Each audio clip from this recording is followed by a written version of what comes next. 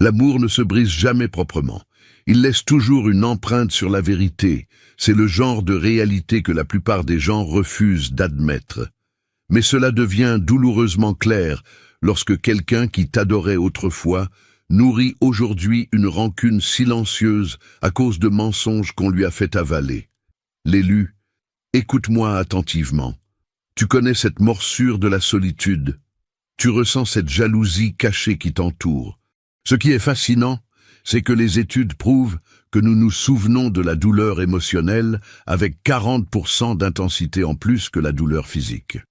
Cela signifie qu'un individu peut se cogner l'orteil et l'oublier en 10 minutes. Mais laisse le cœur se faire meurtrir, et ce souvenir s'installe, aménage un petit appartement dans l'esprit et paie son loyer rubis sur l'ongle. C'est là que tout se complique. Parce que la personne qui est amoureuse de toi, l'authentique, celle qui t'aimait véritablement, ne s'en va pas simplement avec un haussement d'épaule et une citation de motivation. Elle part en portant une confusion lourde, des espoirs qui ne sont pas totalement morts, des questions qu'elle n'admettra jamais rejouer en boucle, et une frustration qui ressemble à de la colère, mais qui n'est en réalité qu'un cœur brisé déguisé. Ces âmes sont bouleversées, non pas parce qu'elles ont cessé de s'en soucier, mais parce qu'elles s'en sont trop souciées. Et maintenant, elles se retrouvent coincées avec des restes émotionnels qu'elles n'ont jamais demandés. Il y a quelque chose de presque cinématographique là-dedans. Quelqu'un, quelque part, t'en veut, te regrette, te défend, doute de toi et rejoue d'anciens moments comme un film privé, parfois même avant le petit déjeuner. Mais retiens bien ceci, les véritables élus ne se promènent jamais à découvert dans ce monde saturé d'énergie parasite. Ils scellent leur aura en utilisant des sagesses anciennes, un pouvoir désormais accessible dans les 7 sceaux de l'élu. Et même en entretenant cette rancœur, cette personne espère secrètement que l'histoire entre vous n'était pas construite sur du sable. L'amour a un sens de l'humour très étrange à cet égard. Il pousse quelqu'un à te bloquer, à vérifier ce que tu deviens, à te pardonner, à te haïr, à se souvenir de ton rire, et à essayer absolument tout pour ne plus penser à toi. Souvent, tout cela dans la même semaine.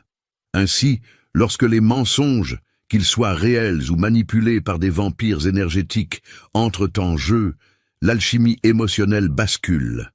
La connexion se fige, le cœur devient méfiant, et soudain, ce qui aurait pu être une conversation fluide se transforme en un labyrinthe émotionnel où les deux camps essaient de ne pas avoir l'air perdus. Mais sous la tension, sous la blessure, sous la rancune, il y a toujours cette pulsation d'amour qui prouve silencieusement qu'elle n'est jamais partie. Comprends la véritable nature de cette rancune. Elle ne concerne pas vraiment le mensonge en lui-même. Il s'agit de s'être senti pris pour un imbécile. Quand quelqu'un t'aime profondément, il bâtit une confiance silencieuse en sa propre capacité à te comprendre. Il fait confiance à son instinct lorsqu'il est près de toi. Il croit pouvoir discerner quand tu es honnête et quand quelque chose cloche.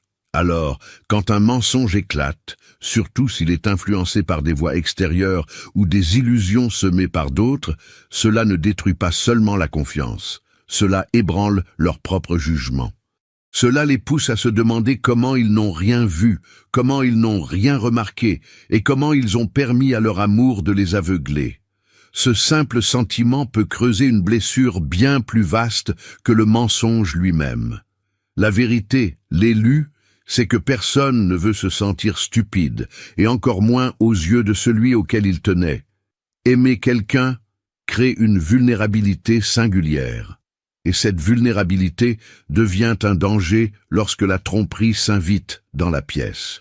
Ils ne sont pas seulement blessés parce que tu n'as pas dit la vérité. Ils sont blessés parce que la situation les a fait douter de leur propre intelligence émotionnelle. Et quand les gens commencent à douter d'eux-mêmes, ils s'accrochent à la colère, car cela semble plus sûr que d'admettre qu'ils se sentent embarrassés ou dupés. Leur rancœur naît de ce conflit interne. Une part d'eux veut te pardonner instantanément parce que l'amour est toujours actif. Mais une autre part refuse de lâcher prise, car pardonner trop vite leur donne l'impression de tendre le bâton pour se faire battre à nouveau. Ils protègent leur ego tout autant que leur cœur. Ils veulent reconstruire la confiance, mais ils ne veulent pas donner l'impression d'accepter tout et n'importe quoi juste pour maintenir la connexion. Même lorsqu'ils repensent à la situation, ce n'est pas le mensonge qui les paralyse. C'est le souvenir d'avoir cru en quelque chose de tout leur cœur, pour découvrir plus tard que le sol sous leurs pieds n'était pas aussi solide qu'ils le pensaient. C'est cela qui laisse une marque, et la rancune devient leur bouclier. Une façon de reprendre le contrôle, une façon de restaurer leur assurance, et une façon de s'empêcher de courir vers toi, trop rapidement. Au fond, leur colère n'est que l'écho de la valeur immense qu'ils accordaient à ce que vous partagiez.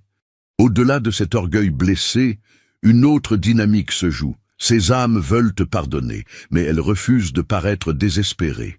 Quand quelqu'un t'aime d'un amour véritable, son cœur est programmé pour pardonner.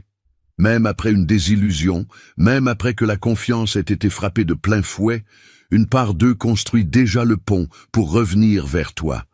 L'amour possède cette étrange et implacable obstination. Il refuse de disparaître du jour au lendemain. Mais une autre force est à l'œuvre, plus silencieuse, mais tout aussi puissante, la fierté. Ils ne veulent pas paraître faibles, vulnérables ou suppliants. Ils veulent se protéger pour ne pas être les premiers à faire un pas en avant et à montrer à quel point ils tiennent encore à toi. C'est là que la rancune s'installe, discrètement, comme une ombre qui les suit partout où ils vont. Il ne s'agit pas de te punir. Il s'agit de s'empêcher d'être blessé à nouveau tout en s'accrochant à cet amour qui refuse de mourir. Ils savent que s'ils pardonnent trop vite, s'ils exposent leur cœur trop ouvertement, ils pourraient ouvrir la porte pour que la déception s'y engouffre à nouveau. Leur ressentiment est une frontière soigneusement construite, un amortisseur émotionnel qui leur permet d'encaisser le coup sans perdre leur dignité. Ce n'est pas de l'entêtement pour le plaisir de l'entêtement. C'est une tactique de survie façonnée par l'affection profonde qu'ils portent à la fois à toi et à eux-mêmes. Même en gardant cette rancœur, ils t'observent, t'analysent et patientent. Ils attendent de voir si tes mots correspondent à tes actes, si les excuses sont sincères ou simplement pratiques, si ton changement est réel ou temporaire. Ils mesurent chaque geste, chaque nuance, chaque petit détail, pour s'assurer que le pardon ne signifiera pas risquer leur cœur une seconde fois. Et dans cette attente, la rancune semble bien plus lourde qu'elle ne l'est réellement, car elle porte toutes les questions muettes, les émotions inexprimées et l'amour qui bouillonne encore sous la surface. L'ironie est brutale. Ils veulent pardonner, guérir, dépasser la douleur, mais leur ego est plus fort que leur impulsion à se réconcilier. Ils sont prisonniers entre le cœur et l'ego, l'amour et l'autopréservation, le désir et la dignité. La rancune n'est pas une punition contre toi. C'est une épreuve pour vous deux, un signal silencieux indiquant que si la porte de la réconciliation n'est pas verrouillée, elle ne s'ouvrira pas sans la preuve que l'amour qu'ils portent est respecté et chéri en retour. Et l'élu garde à l'esprit que ces vérités n'émergent pas par hasard. Ces révélations non censurées sur les mécanismes de l'âme humaine ne survivent que parce que des personnes éveillées soutiennent cette mission indépendante. C'est grâce à ceux qui choisissent d'offrir un café ou un don que nous pouvons maintenir cette lumière allumée et continuer à exposer ces dynamiques invisibles. Dans le silence de leur esprit, un autre mécanisme s'enclenche. Ils rejouent les conversations bien plus que tu ne l'imagines, à la recherche du grand pourquoi. Quand quelqu'un t'aime et qu'une tromperie s'immisce dans le tableau, son esprit ne se contente pas de la classer comme une simple erreur. Cela devient une boucle mentale obsessionnelle, une pellicule privée, qu'ils visionnent encore et encore en cherchant des réponses. Chaque mot que tu as prononcé, chaque hésitation, chaque intonation, chaque regard, tout est disséqué avec une intensité presque maladive. Ils ne sont pas seulement en colère, ils essaient de comprendre le mobile, de découvrir pourquoi quelqu'un en qui ils avaient confiance a pu emprunter un chemin qui les a blessés si profondément. Cette quête du pourquoi est épuisante, mais c'est aussi le signe indéniable que la connexion compte toujours autant. L'amour n'autorise pas le détachement facile. Quand le cœur est impliqué, le cerveau devient un détective, analysant chaque fragment d'interaction. Ils ne remettent pas seulement en question tes actions, ils remettent en question leur propre discernement. Ils rejouent les dialogues, non pas pour te torturer, mais pour se protéger et ne pas se laisser surprendre une fois de plus. Chaque subtilité ou phrase, qui semblait innocente auparavant, est désormais passée au microscope, comme si, quelque part, dans ces mots se trouvait la clé pour décrypter la trahison. Leur esprit devient un laboratoire, où les souvenirs sont des expériences conçues pour répondre à une question brûlante. Que s'est-il passé, et comment cela aurait-il pu être évité? L'intensité de cette répétition mentale crée un étrange paradoxe. Ils sont toujours profondément amoureux. Pourtant, cet amour est enveloppé de méfiance, de soupçons et de la terreur d'être abattu à nouveau. Même tes plus petits gestes ou messages sont soupçonnés face au souvenir du mensonge. Ils cherchent des schémas, des motivations, tout ce qui pourrait expliquer la dissonance entre l'amour qu'ils ressentent et la douleur qu'on leur a infligée. Cette obsession de comprendre ne s'évanouit pas en une nuit. Elle persiste parce que l'amour exige de la clarté, et la clarté exige la vérité, jusqu'à ce qu'ils trouvent une explication qui apaise à la fois le cœur et l'esprit. Ils portent leur ressentiment en silence, le laissant modeler leurs interactions, leurs émotions et leur confiance. Rejouer inlassablement ces échanges n'a pas pour but de tenir les comptes. C'est leur manière de naviguer dans la tempête de la douleur, de protéger l'amour qu'ils ressentent encore et d'essayer prudemment de reconstruire un sentiment de sécurité dans une relation qui a été brusquement secouée. Cette paralysie cache une vérité plus profonde. S'ils ne font aucun pas vers toi, c'est par peur d'entendre la vérité. Lorsqu'un être qui t'aime vraiment nourrit de l'amertume, son silence hurle bien plus fort que ses mots. Ce n'est ni de l'entêtement, ni de la simple fierté. C'est de la terreur pure. La peur ne réside plus dans le fait de te perdre. Elle réside dans l'affrontement avec la profondeur de la vérité. Ils savent pertinemment que s'ils brisent le silence, ils pourraient entendre des choses qu'ils ne sont pas prêts à supporter. Quelque chose qui pourrait soit confirmer leurs pires soupçons, soit réduire en cendres le fragile espoir auquel ils s'accrochent encore. Cette peur les maintient à distance, même lorsque leur cœur saigne de ne pas combler le vide. Les mensonges ont le don de créer des ombres qui s'attardent bien après que les mots ont été révélés. Même si tu présentes tes excuses ou tentes de réparer les dégâts, l'ombre du doute peut toujours planer au-dessus de leur tête. Ils tremblent à l'idée que la vérité révèle un schéma permanent plutôt qu'une erreur isolée. Ils craignent que tes intentions n'aient pas été aussi pures qu'ils l'espéraient. En se retenant, ils s'offrent un bouclier, une opportunité de protéger leur cœur jusqu'à ce qu'ils se sentent assez forts pour affronter la réalité, quelle qu'elle soit. Leur silence n'est pas un rejet, c'est une armure lourde. Chaque jour où ils résistent à l'envie de t'écrire, ils livrent une guerre intérieure. Une partie d'eux veut la clarté, veut entendre ta version et se réconcilier. Une autre partie veut préserver l'illusion d'espoir qu'ils nourrissent en secret, car la confrontation pourrait les forcer à admettre que la blessure était bien plus béante qu'ils ne le croyaient. L'amour complique cette peur, les empêchant d'agir avec la seule raison. Même tes signaux les plus infimes, tes messages, tes gestes ou tes tentatives de rapprochement sont passés au crible. Ils évaluent chaque détail, calculant si faire un pas en avant guérira ou déchirera à nouveau la plaie. En vérité, cette peur est le reflet direct de l'intensité de leurs sentiments. Ils ne sont pas indifférents et ils ne te laissent pas partir facilement. Ils se contiennent parce que l'amour les a rendus à la fois fragiles et extrêmement prudents.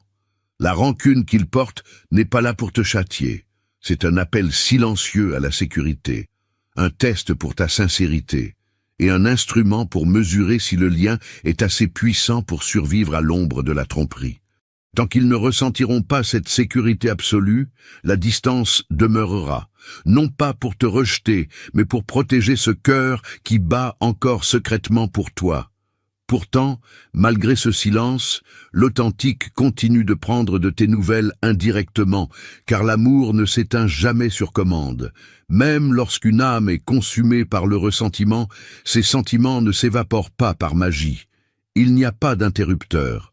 Ce qui change, c'est la manière dont il l'exprime. Il se retire, il se mure dans le silence. Il se blinde pour éviter le prochain coup. Mais sous l'épaisse cuirasse de la rancune, leur cœur est toujours intensément impliqué. Ils se surprennent à chercher de tes nouvelles de manière subtile, presque invisible, à travers les réseaux sociaux, les amis communs, ou même les mentions occasionnelles par d'autres, parce que le lien n'est pas mort. C'est la preuve muette que l'amour survit, même lorsque l'orgueil et la douleur occupent le devant de la scène. La particularité de l'amour, c'est son insistance. Il ne disparaît pas simplement parce que la confiance a été dynamitée. Il se cache derrière la prudence et le ressentiment, attendant d'être rassuré, testé ou guéri. Ils peuvent se montrer distants ou sur la défensive, mais chaque infime détail de ton existence a toujours une importance capitale pour eux. Ils remarquent ce que tu publies, les personnes avec qui tu interagis, tes changements d'humeur, et même tes petites victoires ou tes échecs. Leur curiosité n'est pas de la fouinerie, c'est un ancrage émotionnel. C'est leur manière de rester connectés sans s'exposer frontalement à la souffrance. Cette attention détournée est d'ailleurs souvent mal comprise. Les gens supposent que si quelqu'un est en colère ou blessé, il veut définitivement te rayer de sa vie. Mais quand l'amour est profond, il refuse catégoriquement de couper les ponts. Il se tordra, se rétrécira, se masquera derrière la fierté, mais il n'abandonnera jamais vraiment. Même sans t'adresser la parole, leur esprit t'intègre constamment dans l'équation émotionnelle de leur journée. Ils observent ta vie en silence, mesurant si le fossé qui vous sépare peut être comblé, si tes actions sont à la hauteur de tes paroles, et si la réconciliation est ne serait-ce qu'envisageable. En fin de compte, cette surveillance subtile est le signe d'un espoir persistant. C'est la preuve qu'ils n'ont jamais cessé de se soucier de toi, même lorsqu'ils cherchent à se protéger. Leur rancune est un rempart. Mais l'élu, écoute-moi bien, c'est ici, face à cette obsession, face à cette jalousie cachée et à ces vampires énergétiques qui continuent de te pomper à distance, que le péril est absolu. Leur attachement devient une corde éthérique qui draine ta vitalité. Tu comprends pourquoi tu es attaqué, je viens de te le révéler. Mais la conscience seule ne suffit pas. Ton énergie est exposée, à découvert, et la seule façon de te blinder définitivement est de sceller ses failles. Les 7 sceaux de l'élu sont ton bouclier d'urgence, la protection spirituelle incontournable. L'activation n'attend pas, le lien est juste là, tout de suite, dans le commentaire épinglé. Ne les laisse pas siphonner ton essence une seconde de plus. Cette blessure s'enracine dans une image brisée. Le mensonge a saccagé la représentation qu'ils s'étaient faite de toi dans leur esprit. Quand quelqu'un t'aime jusqu'aux os, il n'aime pas seulement l'être de chair devant lui. Il aime la version de toi qu'il a méticuleusement bâtie dans son esprit. Cette image mentale est un alliage de tes actes, de tes mots, de tes manies, de tes promesses et de la confiance qu'ils ont investie au fil du temps. Ils ont peint le portrait d'un être sur lequel ils pouvaient s'appuyer, qu'ils pouvaient admirer et avec lequel ils se sentaient en sécurité. Une tromperie, aussi minime ou insignifiante semble-t-elle, fissure cette toile de maître. Ce n'est pas seulement la vérité qui est brisée, c'est l'image à laquelle ils se raccrochaient, l'histoire qu'ils se racontaient sur toi, et la version de toi qu'ils croyaient réelle.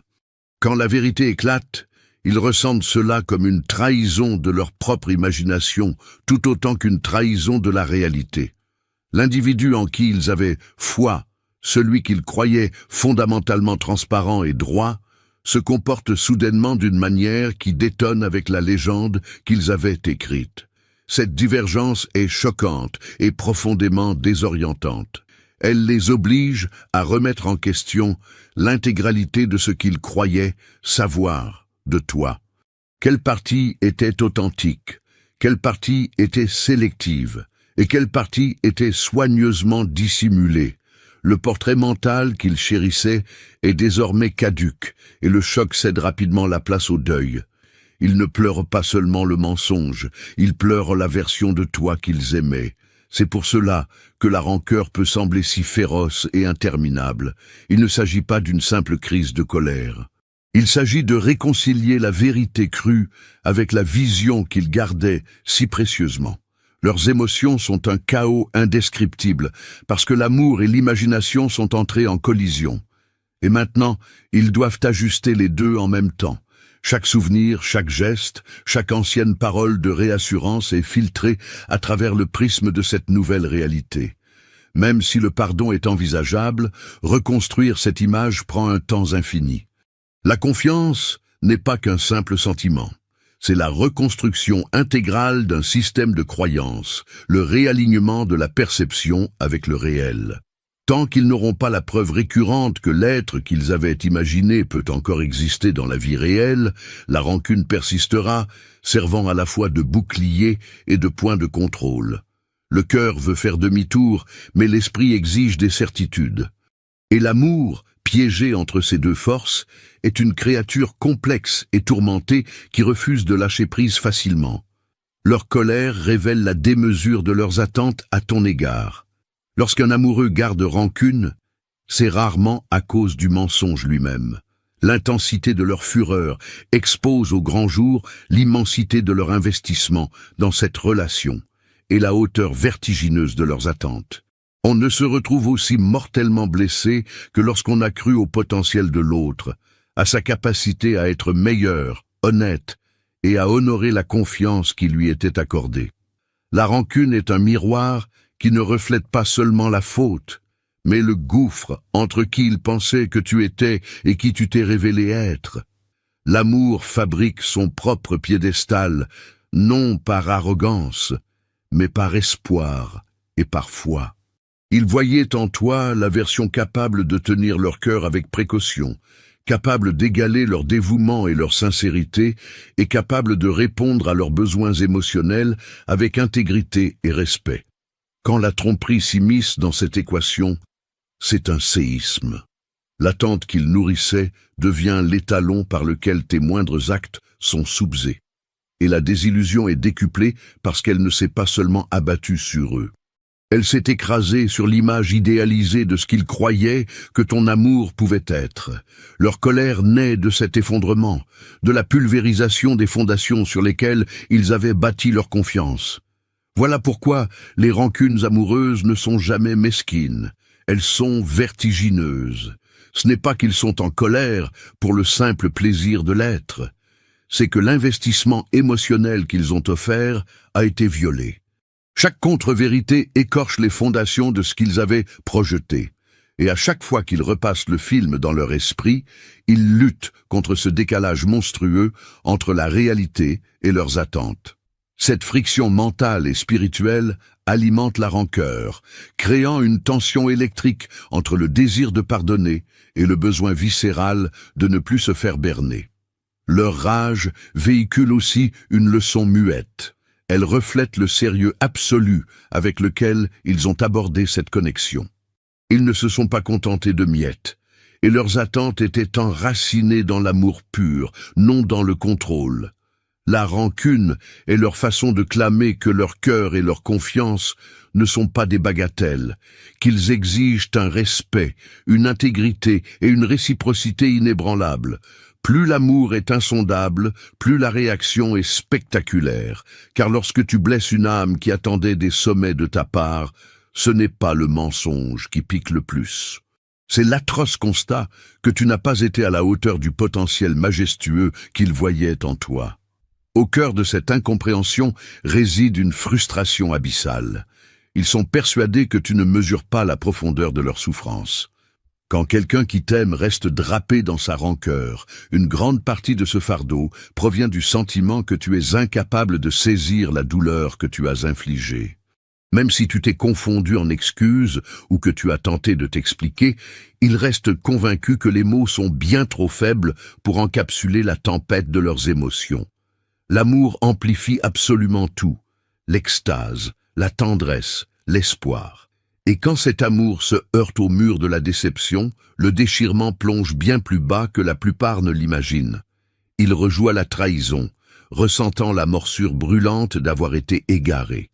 Et la frustration s'embrase, car ils assument que tu es incapable de ressentir à quel point ils ont été anéantis. Le mal ne se limite pas à l'acte de mentir, c'est l'onde de choc que cela génère dans leur esprit et leur cœur. Ils t'ont fait confiance au point de devenir vulnérables. Ils ont exposé des fragments de leur âme qu'ils cachent au monde entier, et ils ont tissé des rêves autour de toi. Quand ces rêves sont fracassés par la malhonnêteté, cela grave une cicatrice spirituelle qui dépasse l'instant présent.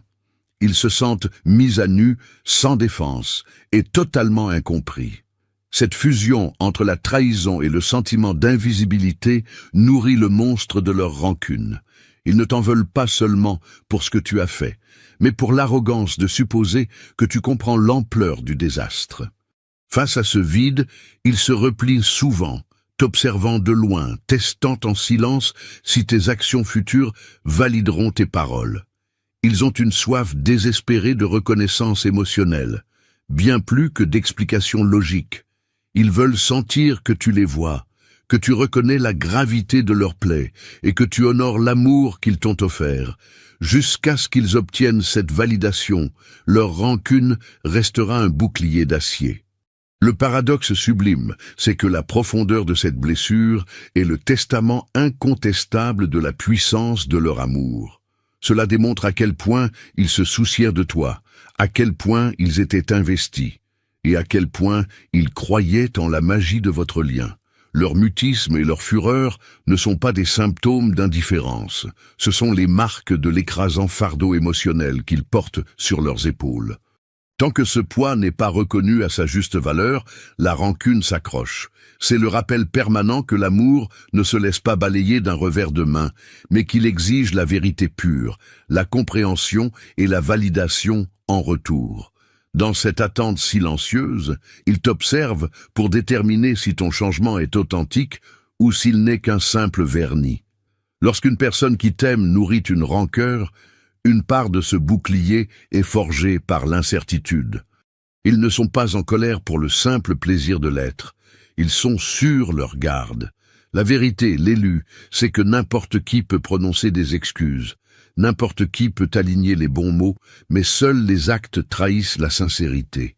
Ils surveillent, très souvent dans l'ombre, pour voir si ta métamorphose est profonde ou si elle n'est qu'un pansement éphémère sur une plaie prête à s'ouvrir à la moindre secousse. Leur rancune est la forteresse qui les protège, tout en laissant la porte de la réconciliation entr'ouverte. L'amour rend vulnérable, et la vulnérabilité est une matière extrêmement délicate. Après le choc du mensonge, la confiance ne revient pas magiquement à son état d'origine.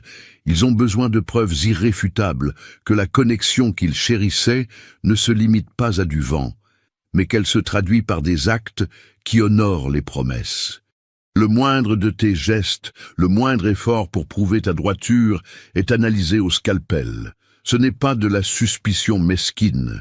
C'est l'instinct de survie émotionnelle. Ils ont mesuré l'étendue des dégâts causés par la négligence et ils se refusent à mettre leur cœur sur la table de billard une seconde fois sans observer un effort constant. Cette période d'attente est une épreuve d'endurance pour les deux. De ton point de vue, cela peut ressembler à de l'impatience ou de la froideur. Du leur, c'est un numéro de funambule terrifiant. Ils t'aiment toujours, mais ils ne peuvent faire abstraction du venin que le mensonge a injecté. Leur rancune devient une frontière, non un mur de briques. C'est leur manière de dire « Je tiens toujours à toi, mais je dois voir qui tu es réellement avant de te livrer mon cœur sans filet. » L'intensité de cette attente est proportionnelle aux enjeux de l'amour lui-même. Ils sont spirituellement investis, et ils savent que rebâtir la confiance prend une éternité. Ils exigent de la cohérence, de la sueur et une transparence absolue sur la durée. Tant qu'ils n'auront pas la conviction que ton évolution est sincère, leur rancœur planera non comme une épée, mais comme un instrument de précaution et d'autopréservation. Ce ressentiment reflète l'immensité de leur attachement. C'est le rappel que l'amour n'est pas qu'un tourbillon de sentiments. C'est une affaire de preuve, d'intégrité et de courage de se présenter de manière authentique après avoir été brisé. Ne confonds pas cette hostilité avec un désir de destruction. Ils ne veulent pas de vengeance. Ils ont soif de restauration. Quand quelqu'un qui t'aime est consumé par la rancune, son but n'est pas de te rendre la monnaie de ta pièce ou de te faire payer le prix fort. C'est une illusion totale. Au plus profond d'eux-mêmes, ce qu'ils désirent ardemment, c'est la restauration. La guérison du lien, la réparation de la confiance et la renaissance de cette connexion qui leur semblait autrefois indestructible. La rancune ne se dresse pas comme une arme offensive, mais comme une ligne de démarcation, une zone de sécurité pendant qu'ils tentent de déterminer si la relation peut retrouver sa majesté d'antan. Leur amour ne s'est pas volatilisé. Il attend simplement les signaux, lui indiquant qu'il peut s'avancer à nouveau sans danger. La colère et la rancœur sont très souvent confondues avec de la cruauté, mais dans les faits, ce sont des balises de détresse. Elles clament sans un bruit que le pacte de confiance a été violé et que la réconciliation exige des preuves de sang, pas de simples mots en l'air. Ils ne tiennent pas de tableau de score pour t'anéantir. Ils s'accrochent à cette amertume pour évaluer si tes actes résonnent avec tes pardons. Chacun de tes pas, chaque tentative honnête de rebâtir le pont est disséquée et pesée au gramme près. La rancune opère comme le test ultime de sincérité. La garantie que l'édifice ne sera pas rafistolé avec du ruban adhésif pour s'effondrer au premier coup de vent. Voilà pourquoi la restauration bat au cœur même de leur ressentiment. Ils ont la mémoire des rires, de l'intimité, de ces fractions de secondes qui ont bâti la cathédrale de votre amour, et ils veulent récupérer ces fragments. Leur mutisme, leur éloignement et leur hostilité ne sont pas des rejets définitifs. Ce sont des pauses stratégiques. Ils ont besoin d'observer une constance et une dévotion sans faille avant de s'autoriser à plonger à nouveau. La splendeur de ce type de rancune, c'est qu'elle abrite la graine de l'espoir. Contrairement à la rage née de la pure amertume, leurs émotions sont enchaînées à la conviction viscérale que la guérison reste possible. Ils ne verrouillent pas les portes. Ils les laissent entr'ouvertes, invitant des pas lents, délibérés et conscients vers la rédemption. Toute rancœur portée par l'amour est un appel silencieux à la vérité crue. Montre-moi que tu t'en soucies, montre-moi que tu as changé, et montre-moi que la lumière que nous partagions mérite encore d'être sauvée. La restauration, l'authentique réparation est le véritable moteur caché derrière cette façade implacable. La douleur s'enracine aussi dans la certitude aveuglante que tu aurais pu te confier à eux. Quand quelqu'un t'aime jusqu'à la moelle et que l'ombre d'un mensonge s'étend, la souffrance ne vient pas uniquement de ce qui a été dissimulé. Elle vient de tout ce qui aurait pu être affronté ensemble. Ils sont meurtris parce qu'ils réalisent que tu as délibérément choisi de cacher la vérité ou d'agir en solitaire plutôt que de leur faire l'honneur de partager la réalité brute. L'amour est édifié sur le postulat silencieux du partenariat absolu. L'idée inébranlable que même au cœur des ténèbres, vous vous appuierez l'un sur l'autre au lieu de vous isoler dans vos tranchées. Quand tu choisis l'illusion plutôt que la confidence, cela résonne non seulement comme une trahison de la confiance, mais comme l'assassinat du partenariat même qu'ils croyaient sacré. La plaie s'ouvre d'autant plus profondément qu'elle porte une question muette et terrifiante. Si tu n'as pas pu leur confier cette vérité, combien d'autres secrets sont enterrés dans le silence? Chaque mensonge, chaque omission, chaque demi-vérité savamment construite arrache un morceau de la certitude que l'amour signifiait sécurité.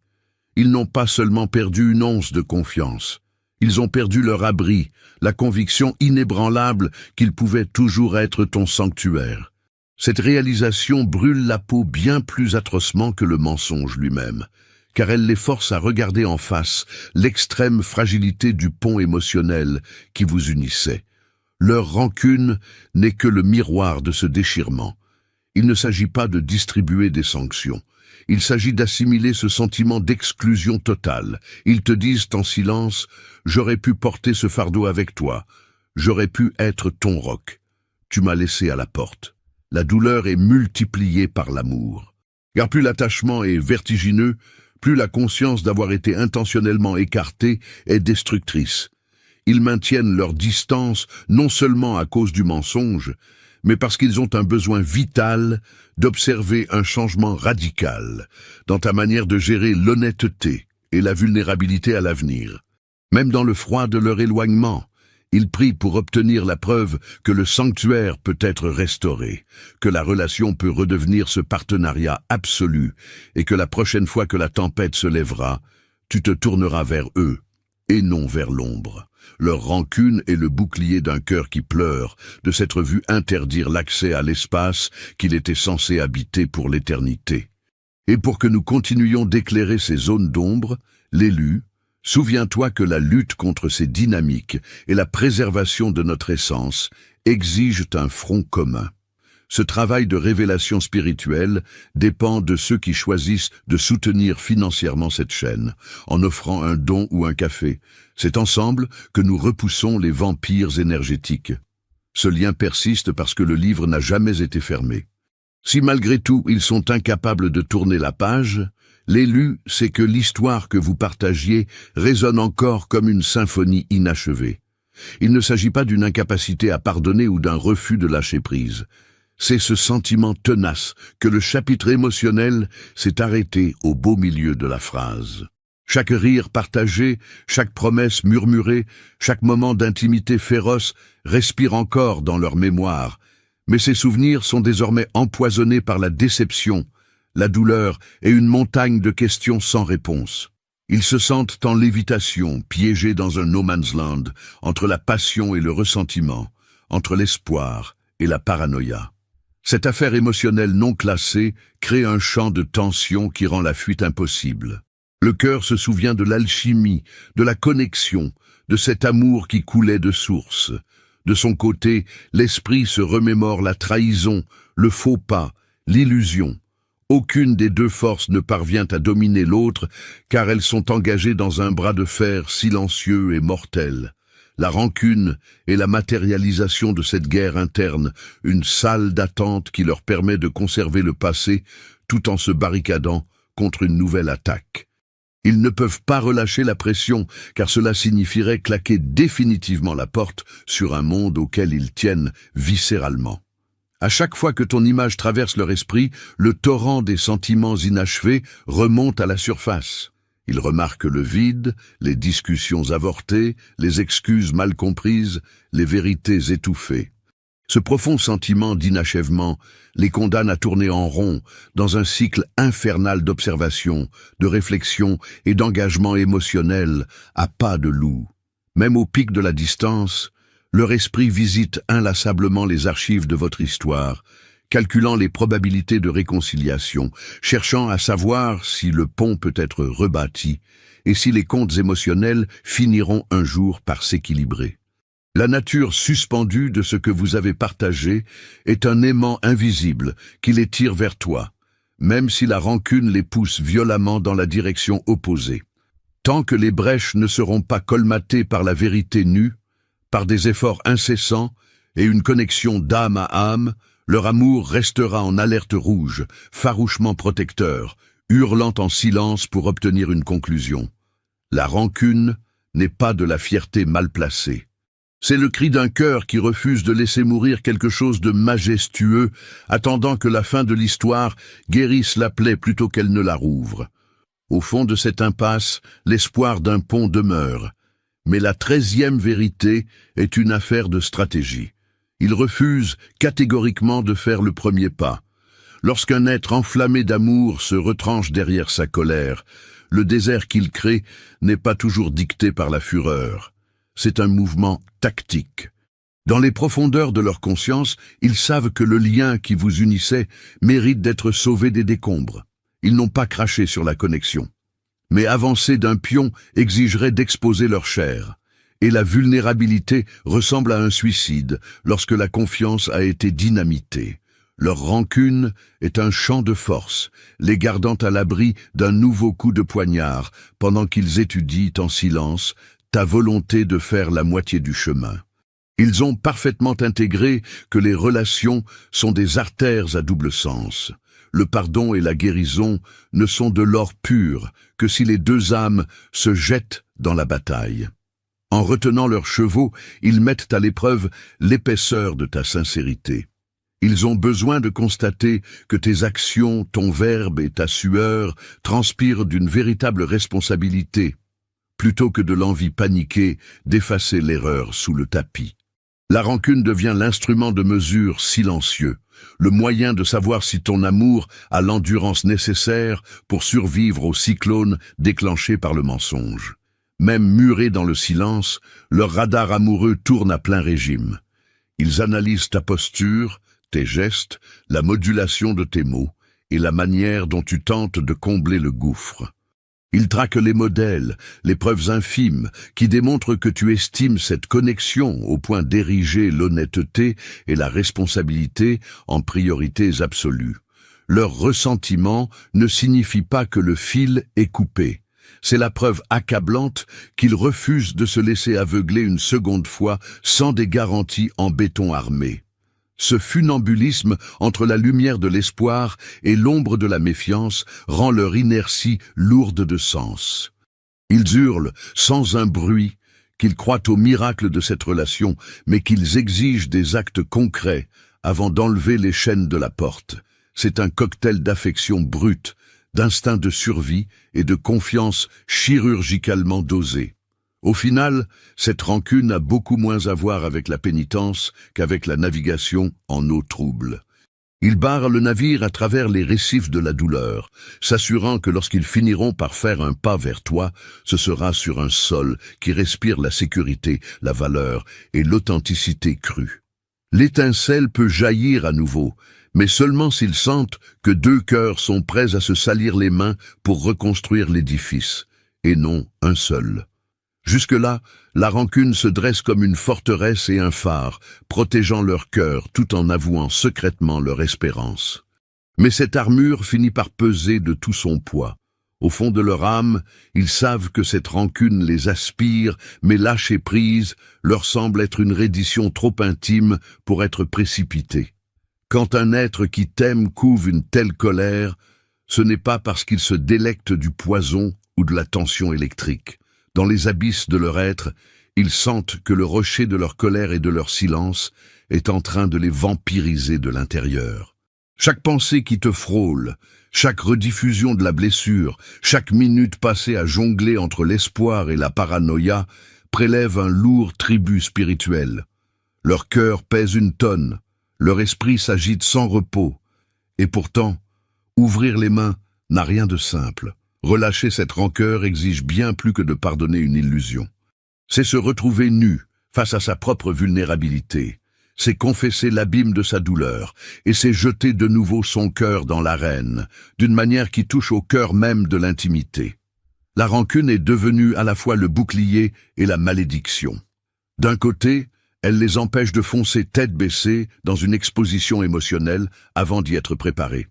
C'est le pare-choc qui bloque une réconciliation kamikaze susceptible de multiplier la douleur. Mais de l'autre, la traînée d'aube en aube grignote leur paix intérieure. L'amour et la rage cohabitent dans une tension suffocante et épuisante. Chaque flash de rire et d'intimité partagée est souillé par la morsure de la trahison. Ils ne peuvent ni éteindre la douleur, ni la relâcher totalement sans avoir l'impression de sacrifier leur essence la plus pure. C'est la source de leur prudence extrême. Lâcher prise n'est pas seulement une histoire de pardon. C'est une affaire d'équilibre spirituel interne. Ils pèsent la confiance assassinée face à l'amour qui bat encore à tout rompre. Ils cherchent le point de bascule où le cœur peut s'ouvrir sans exploser en vol. Chaque échange, chaque signal émis de ta part, chaque fraction de seconde de sincérité perçue est passée au détecteur de mensonges. Ils ne sont pas froids de nature. Ils sont d'une prudence paranoïaque parce que le prix d'un faux pas est immensément plus élevé que le frisson de la résolution. L'ultime vérité de cette rancune, c'est l'intensité écrasante de leur attachement.